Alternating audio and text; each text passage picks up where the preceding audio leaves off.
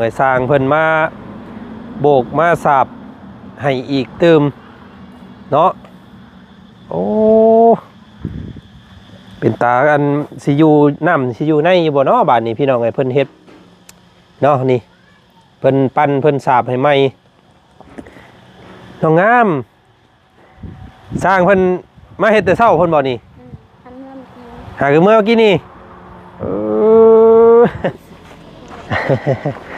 ได้แล้วสำนีกันเนาะบ่ทีหลาย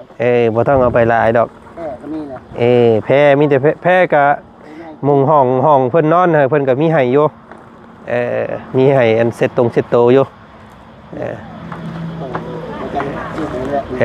ได้แล้วพี่น้องไงเนาะแล้วนี่ตะเกียบมันสิไปได้บ่แบบนี้โอ้บ่ไปก็ได้เต้นี่เฮ้ยเนาะไปกวดเบิ่งเนาะไปตรวจเบิ่งโอ้ยตะกี้เฮ็ดบ่ได้แบบนี้เนาะเนาะบ่ได้โอ้อันผลเอ็กโกเพิ่นมื้อนั้นเบิ่งอยู่สิเอาเบิ่งลงเอาคนเอกสารเอาก่อนบ่เถอะมันฮู้มันมีอันเด็ดแม่นเอารูปเอาหยังมาเลยโดดยังบ่ได้ถ่ายรูปเด้เนาะนี่พี่น้องไงเนาะอันนี้ก็เป็นผลตรวจจากคลินิกเวียดนามรอบก่อนพอไปเรื่องนึงบ่ได้หมอนี่เนาะอยากญาติคนอันนี้คือผลตรวจอันนี้พี่น้องไงหมักเป็นหัวเข่า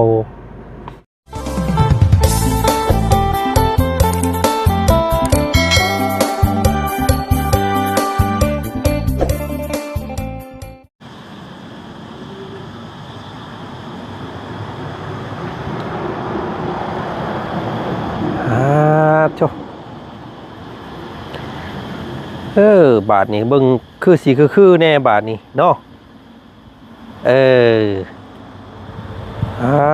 โธ่พี่น้องไอ้สร้างเพิ่นมาโบกมาสาบให้อีกเติมเนาะโอ้เป็นตาอันสิอยู่น้ำสิอยู่ในอยู่บ่เนาะบาทนี้พี่น้องไอ้เพิ่นเฮ็ดเนาะนี่เพิ่นปั้นเพิ่นสาบให้ใหม่น้องงามสร้างเพิ่นมาเฮ็ดแต่เช้าเพิ่นบ่นี่หาคือเมื่อกี้นี่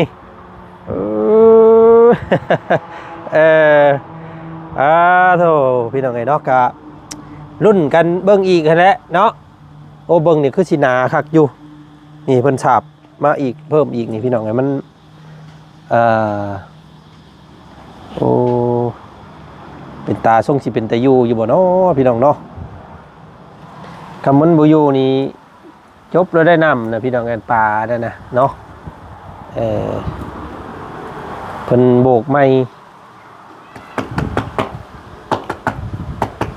เอามีแต่ถ้าให้มันแห้งจักหน่อยแต่จังเอาน้ำเป่งใส่ลงเบิ่งได้น้องเด้อเป่งก็บ่ต้องเป่งเต็มหลายเป่งกะเท่าหน่อยขึ้นเนาะลองเบิ่งเพราะว่าสร้างเพิ่นสาบค่อนข้างบางแต่รอบแรกพี่น้องไงเนาะใส่น้ำมันก็เลยโบอยากอยู่เนาะอันนี้ก็จักสิอยู่บ่อยู่ได้นี่พี่น้องเอ้ยเนาะขาเบิ่งนี่คือกว่าเก่าตะกี้อยู่เนาะ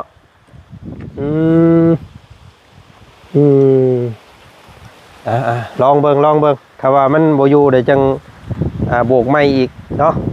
ให้สร้างมาโบกไม้อีกถ้ามันบ่อยู่ต้องเบิ่งน้ำเด้อพี่น้องเอ้ยยันปลาตายแล้วคำว่าปล่อยปลาแล้วนี่น้ำมันต้องมีตลอดเด้เนาะคำว่าโบใส่น้ำนี่แล้วพี่น้องเลยคือสิได้โยเดียวขึ้นเนื้อนาเนี่ยวันนี้พี่น้องเลยเนาะโอ้ยสบายดีน้องงามน้องทิ้งอยู่บ่มื้อนี้เห็นเวียกแล้วเนาะอุ้ย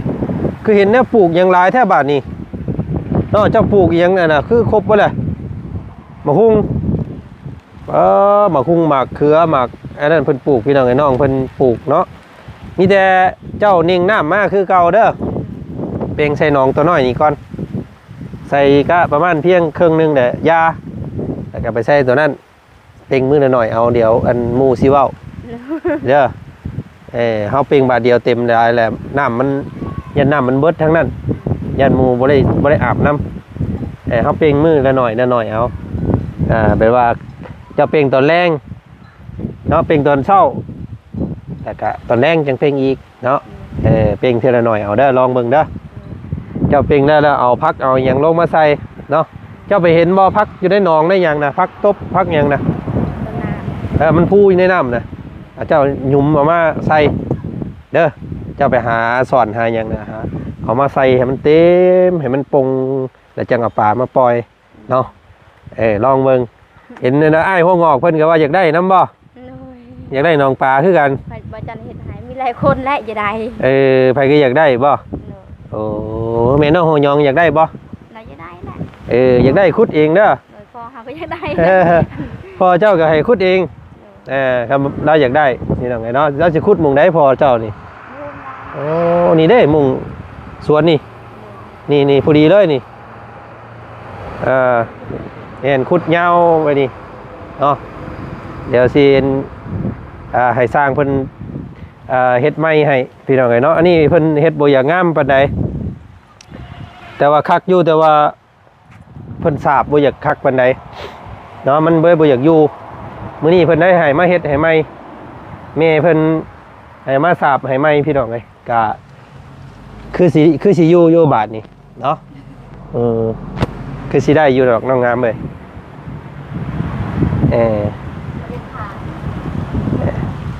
มันเพิ่นสาบอยากวางเนาะกะโดยรวมพี่น้องไงกะผิวเนียบอยู่บาดนี้เนาะแต่ว่าเฮาบ่ได้เป่งเต็มฮอดพี่เด้เฮาบ่ได้เป่งขึ้นมาฮอดพี่นี่เป่งน้ำเดี๋ยวประมาณเพียงนี้แล้วน้องงามเด้อประมาณเพียงนี้พ่อเพียงนี้พ่อน้ำนะเนาะเดี๋ยวอ้ายสิขีดไว้ให้นี่พ่อน้ำนี่มันบ่เต็มเนาะสำนี้ก็ได้แล้วน้ำนะหลายคนอยู่ว่าอยากได้ติ ให้เจ้าไปหาพักคือไอ้ว่าวนั่นแหละที่มันพูอยู่ในน้ำนะดอลลาร์พักยังเพิ่นเอิ้นเจ้าเอิ้นดอลลาร์พักดอลลาร์มันเป็นแบบใดคล้ายๆแบบนี้บ่แต่มันง่ายคือกับทำกินมันเป็นปุ่มใหญ่ๆเจ้าหยางมาแล้วเอาฮุบมาแล้วเอามาซิมใส่น้องเจ้าให้มันเป็นห่มซะก่อนจังสิเอาปลามาใส่เนาะบอกเพิ่นเด้อครับว่าผู้ใดอยากเฮ็ดให้ขุดแบบนี้ได้นี่ขุดเองคือเจ้าขุดนี่เดี๋ยวแม่เพิ่นสิเฮ็ดให้เนาะแม่เพิ่นรับปากอยู่ว่าสิเฮ็ดให้ผู้ใดอยากได้แต่ขุดไว้ขุดดินไว้เดี๋ยวแม่เพิ่นสิเฮ็ดให้เด้อเอาโอเคอ้ายไปรับเอาน้องเพิ่นน้องน้ำผึ้งเพิ่นเดินทางกลับบ้านก่อนสิพาเพิ่นไปพังไทยเนาะผู้แหละมุงพาเจ้าลงไปตะกี้ผู้แหละแต่ว่าไปไกลกว่าหันอีกขามน้ำคลองบาดนี้ม่วนได้จะม่วนบ่พี่น้องไงเนาะอ๋ออันนี้พันมันยังไงนี่ฮะแพ้ไปบ่อันนี้นะเจ้าเห็นอีหยังอันนี้มันล่มป้าโอ้ดีโทรบ่ถึกอันนี้เนาะโอ้ยพี่น้องไงพ่อจะจังพันออกมาเลยเนาะสิได้เด้ต้นงามซ้ำเนาะจะได้กินหมากย้อนได้หันพี่น้องเลยนี่ได้ต้นหมากม่วงหมากมันน้องเพิ่นกับพริกบอกดอกบันออกเรียบร้อยแล้วพี่น้องเลยเนาะหมากพริกหมากพายน้องเพิ่นกำลังปลูกอยู่เนาะหามาปลูกรถน้องไอ้แถวนี้เด้อหมากพริกมันยังเต็มเหลือกินเดี๋ยวจังเอาไปแลกข้าวแลกน้ำเอาเนาะเนาะโอเคพี่น้องเนาะก็ถือว่าได้เวลามื้อนี้เนาะที่จะพาน้องลูกผึ่งน้ำผึ่งเพิ่นเดินทางพี่น้องเลยกลัวสิฮอดกับพุ่นแล้วเนาะ6 โมง 7 โมงแรงพุ่นเลยพี่น้องเลยกลัวสิฮอดบ้านของบ่าวจันเนาะกลัวสิฮอดเซโนพี่น้องเลยก็ประมาณว่า3 ชั่วโมงเนาะตอนนี้บ่ายโมงบ่าย2ก็ค่ำพอดีแหละพี่น้องเลยเนาะกามื้อนี้พี่น้องเนาะกาแวะ อัปเดตน้องปูน้องปลาน้องงามน้อยหนึงบุรีสร้างเพิ่นมาโบกเพิ่มเติมเนาะมันหวางโพดมือน่ะพี่น้องเอ้ยมันบางแหละน้ำบ่อยู่เนาะรอบนี้เพิ่นมาโบกไม้สาบไม้เพิ่นเมื่อกินข้าวแล้วพี่น้องเอ้ยสร้างบ่ได้เอาข้าวมากินน้ำว่าซั่นเนาะเพิ่นกลับบ้านเมื่อกินข้าวมื้อหน้าเพิ่นสิมาเฮ็ดห้องน้ำให้อ้ายหัวงอกเพิ่นบาดนี่พี่น้องเอ้ยเนาะเนาะก่อนอื่นเด้อพี่น้องเด้อกราบทักทายเนาะสบายดีพ่อแม่พี่น้องเด้อเนาะหมู่เพื่อนกันเบิดสุขุสุคนเจอกันกับบ่าวจันทร์คือเก่ามื้อนี้พี่น้องพ่อกันมื้อนี้พี่น้องเนาะทางบ่าวจันทร์กำลังสินำส่งโตน้องน้ำผึ้งเนาะกับพ่อผู้แหละพี่น้องเอ้ยเดินทางไกลเด้บาดนี้เนาะลงไปฝั่งไทยเด้อพี่น้องเอ้ยเนาะฝากติดตามมื้ออื่นเนาะมื้อนี้อาจจะลงไปพักไปเช้าอยู่เซโนเฮาเนาะมื้ออื่นเช้าแหละสิพาน้องเพิ่นกับพ่อข้ามไปเนาะก็มีแต่ใบยั่งยืนนี่แหละพี่น้องเอ้ยเนาะใบยั่งยืนในบ้านแล้วไปขอบัตรขาวอยู่ด้านฝั่งลาวเฮาหันเนาะขึ้นอยู่กับเจ้าหน้าที่และพี่น้องเพราะว่าน่าสิบ่มีปัญหาเนาะเพราะว่าเฮาไปประเทศเวียดก็ยังได้แล้วไปฝั่งไทยก็คือสิได้คือกันเนาะเพราะว่าใบยังยืนในบ้านกับประทับประทับตาคักแน่ว่าสันซาพี่น้องไงเนาะจังไดก็ติดตามเนาะน่าสิได้นั่งรถบ่าวจันนี่แหละพี่น้องไงไปเนาะรอบนี้ก็เห็นทางบ่าวเชียงเพิ่นว่าคือบ่ติดต่อหาทางมูลนิธิกู้ภัยเพิ่นว่าพี่น้องไงบ่าวจันสังเกตเบิ่งว่าน้องเพิ่นนี้เนาะก็บ่ได้ว่าเจ็บพี่น้องเลยกะแข็งแห้งดีเพียงแค่เพิ่นย่างบ่ได้ซื่อๆเนาะเฮาก็เลยว่าถ้าเฮาใช้ใช้กู้ภัยเพิ่นก็สิได้เสียเงินคือเก่าพี่น้องเนาะค่าน้ำมันเพิ่นอีกเฮาก็เลยเก็บเงินส่วนนั้นไว้เติมน้ำมันให้รถเฮาดีกว่าว่าซั่นพี่น้องเนาะก็เพราะว่านี่แหละเนาะจุดประสงค์หลักๆที่ว่าซื้อรถออกรถใช้เดิมนี่ก็เพราะว่าอยากสะดวกสบายในการนำส่งคนเจ็บหรือว่าครอบครัวเนาะไปพังไทยได้สบายว่าซั่นซะพี่น้องก็เนาะบ่ใส่กู้ภัยเด้อพี่น้องทางบ่าวจันทร์สินำส่งพาเพิ่นไปเองพี่น้องเนาะ เอาเข้ามาถามเพิ่นก่อนมื้อนี้พี่น้องก็พร้อมแล้วบ่ทั้งนั้นเนาะกินข้าวกินน้ำได้บ่เด้เนาะไปเบิ่งก่อนพี่น้องเพิ่นเตรียมฮอดใส่เลยเนาะโอเคพี่น้องโอ้เกลืองเนาะเกลืองเกลืองเครื่องใจ สบายดีเด้อเนาะพร้อมแล้วบ่นี่เนาะพร้อมแล้วโอ้เบิ่งหั่นโอ้รอกว่าบ่าวจันอีกพี่น้องเอ้ยการแต่งตัวเพิ่นเนาะเจ้าชู้ขนาดโอ้เนาะคอยชิดชายไปเลยพี่น้องเอ้ยพ่ออ้ายเพิ่นเนาะกะเสื้อผ้าหน้าแพร่เด้เนาะเบิ่งอยู่เพิ่นเอามาอันรักจักโตเบิ่งอยู่หั่นได้แล้วสำนีกันเนาะบ่ทีหลายบ่ต้องเอาไปหลายดอกก็มีแหละแพร่มีแต่แพร่กะมุงห้องเพิ่นนอนเพิ่นก็มีให้อยู่มีให้อันเซ็ตโตอยู่ได้แล้วพี่น้องเนาะเนาะเตรียมพร้อมมื้อนี้เนาะสิพาบักหำเพิ่นเดินทางเตเว่นพี่น้องเลยเพราะว่าสิคอยเมื่อเนาะย่านมันค่ำกินข้าวแล้วบ่กินน้องเพิ่นได้กินเลยเป็นยังไงเนาะใส่เบิ่งเนาะขึ้นไปทักไปถามมึงเพิ่นก่อนพี่น้องเอ้ยเนาะนั่ง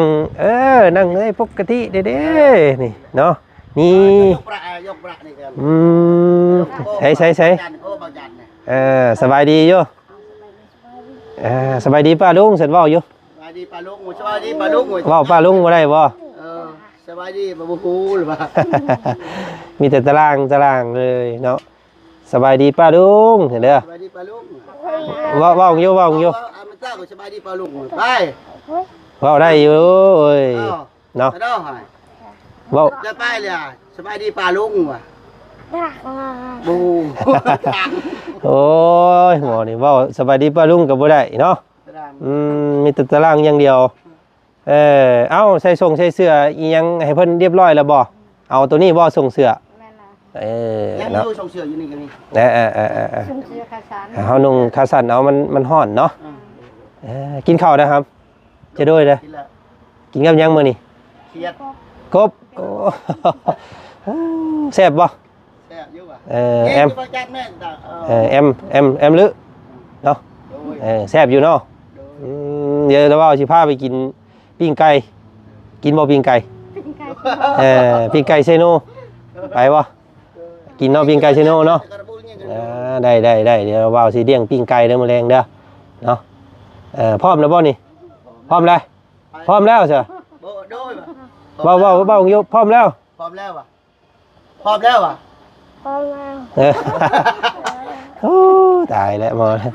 เนาะโอ้นักเรียนต้องเว้าเก่งกว่านี้เด้อเนาะพร้อมแล้วเด้อโอเคใส่ทั้งแม่เด้อเนาะสบายดีเอ้ยเอาสิได้จากลูกอีกจะได้บาดนี้เด้ออย่าให้อย่าห้องเด้ออยู่เฮือนก็ได้เนาะพังข่าวเนาะโทรศัพท์โทรหากับโบมีซับบาทแล้วกันแล้วนี่พี่น้องเอ้ย นั่นไงเบอร์เนี่ยโทรไอ้เบอร์ตัวแซบเดินมาหายเนาะตัว แต่ว่ากินฮอดกันนี่โทรหาบ่จันเด้อหายืมโทรศัพท์หมู่น้ำบ้านเนี่ยโทรหาเด้อ เดินมาหายก็ที่ไหนเนาะมาทำ พี่น้องไงเนาะเอากะมีแต่อยู่เฮือนกับลูกๆถ่าทางแม่เนาะมีแต่ผู้เป็นผัวกับบังหำเพิ่นนี่แหละเดินทางบ้านนี้เนาะไปซะขึ้นรถนะมาเอาให้พ่อมาอุ้มมึงอยู่ ว่ามา คานมาสิได้บ่คานมาพี่ได้บ่มาพี่ได้บ่ อันไหนทางเยอะโอ้ได้อยู่ดิโอ้ยเศร้าแล้วนี่ตะเกียบมันจะไปได้บ่แบบนี้โอ้บุไปก็ได้เต้นี่เฮ้ยเนาะไปกวดเบิ่งเนาะไปตรวจเบิ่งโอ้ยตะกี้เฮ็ดบ่ได้แบบนี้เนาะไอ้เนาะบ่ได้โอ้เบิ่งแล้วบ่เอาไปเปิดรถให้ก่อนเนาะกันเด้อมานั่งข้างหลังเด้อเจ้าเด้อสองพ่อลูกนั่งได้อยู่พอดีแล้วนี่พี่น้องเอ้ยยับเข้าไปโอ้พี่น้องเอ้ยเพิ่นบ่ได้เมารถบ่อ้ายอันว่ามื้อไปน้ำเบียดมื้อนั้นก็บ่ได้เมาเลยเนาะบ่ได้หากบ่ได้หยังมื้อนั้นเนาะบ่ได้หากครับเอาไปติดรถให้เพิ่นก่อนเดี๋ยวจังล้มกันอีกพี่น้องเอ้ยเนาะไปป้าก่อนเด้อเอ้ยเด้อเนาะเอาเนาะไปปัวลูกก่อนพี่น้องเอ้ยเดินทางเบิ่งเนาะว่าสิเป็นจังใดก็รุ่นติดตามน้องกันเด้อพี่น้องเด้อเนาะ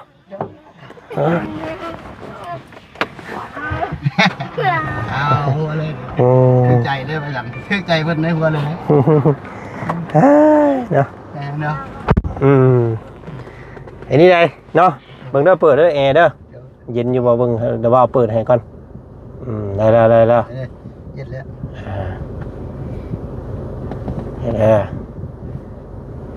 โอเคเนาะปึ๊บ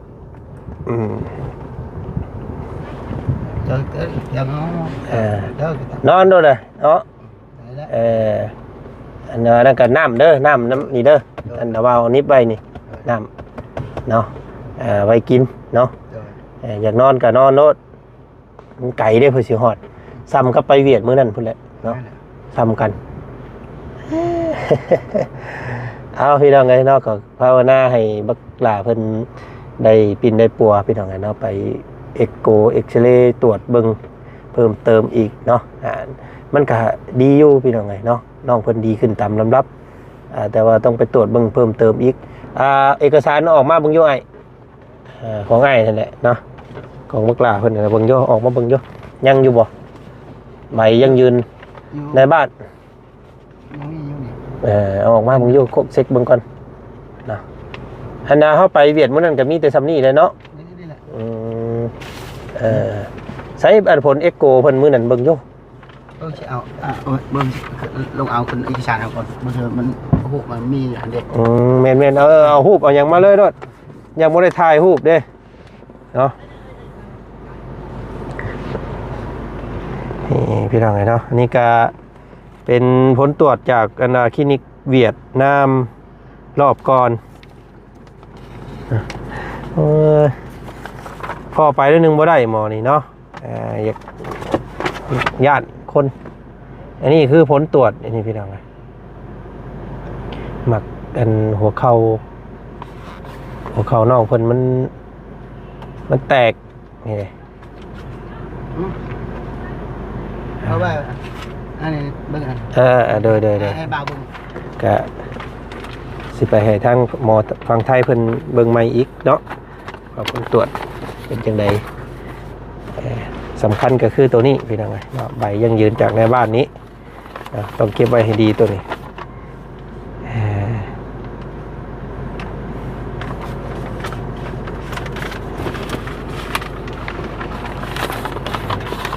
เช็คเบิ่งก่อนครบหมดแล้วบ่โอเค โอเคแล้วโอเคดิได้ เก็บไว้ไปให้ร่วมกันบัดนี้ตัวนี้เก็บไว้ให้ดีตัวนี้อย่าให้มันเหี่ยเด้ออย่าให้มันเปียกเด้อเนาะรักษาไว้ใส่กระโปรงใส่กระเป๋าเจ้าไว้รถเนาะเนาะสร้างเพิ่นเมื่อกินข้าวแล้วพี่น้องเลยเนาะเพิ่นมาเฮ็ดแต่เช้าเพิ่นว่าซั่นเพิ่นแหละกลับมาคนทันเฮ็ดเบียกเรียดอยู่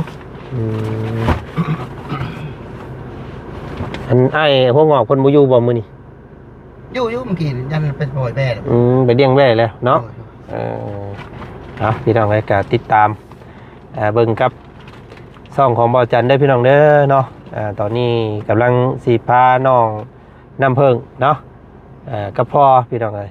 ไปรักษาอยู่ฝั่งไทยเนาะก็ฝากป้าลุงฝั่งไทยติดตามแล้วก็เบิ่งชมเนาะผู้ใดอยู่เขตใกล้ก็อยากมาดินน้ำน้องเพิ่นเนาะมาให้กำลังใจน้องเพิ่นก็มาได้เด้อพี่น้องน้องมื้ออื่นช่วงสวยๆเพิ่นแหละสิได้พาน้องเพิ่นข้ามไปฝั่งไทยพี่น้องเนาะเอาติดตามได้กันเด้อเนาะเอามื้อนี้ทางบ่าวจันขอตัวก่อนคลิปนี้พี่น้องเจอกันใหม่อีกคลิปหน้าแล้วกันเนาะคลิปนี้ทางบ่าวจันก็เดินทางก่อนเด้อบัดนี้พี่น้องเอ้ยนำส่งน้องเพิ่นก่อนเพื่อฮอดบ้านพอดีค่ำเพิ่นได้นี่เนาะเอาสบายดีป้าลุงนะครับสบายดีไหมเนาะสบายดีขอบใจเด้อป้าลุงสันเว้าอยู่ขอบใจเลยป้าลุงว่ะเนาะคอยเฮียไปเท่าหน่อยพี่น้องเอ้ยเนาะ ไปเนาะเดินทางก่อนบัดนี้พี่น้องเจอกันอีกพุ่นแหละเนาะอยู่บ้านเซโนเฮาพุ่นแหละพี่น้องเอ้ยเนาะสิถ่ายทำบรรยากาศการเซาห้องให้เพิ่นนอนแล้วก็สิซื้อของอยู่ของกินให้เพิ่นก่อนสิเข้าบ้านทางบ่าวจันเนาะไปพี่น้องเอ้ยเจอกันใหม่เด้อ